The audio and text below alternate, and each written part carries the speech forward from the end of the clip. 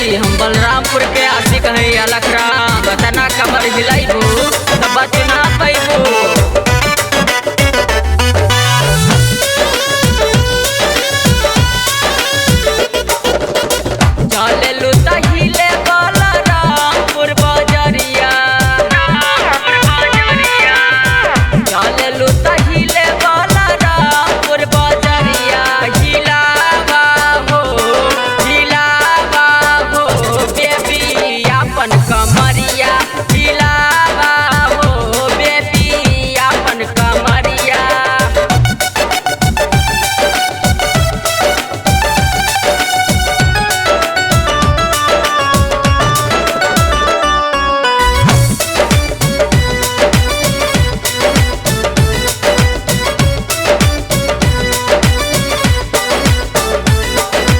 नखरा दिखा के बाल घुमा के चेहरा पे करिया चश्मा लगा के ओढ़नी ओढ़ के चलना बाजार में पागल भइल बन जान तुहरे ही प्यार में फेर तो हम पे नजरिया।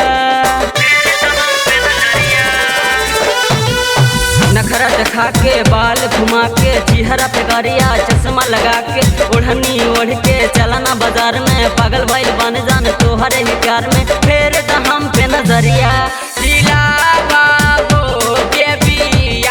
कमरिया हिलावा हो बेबी अपन कमरिया।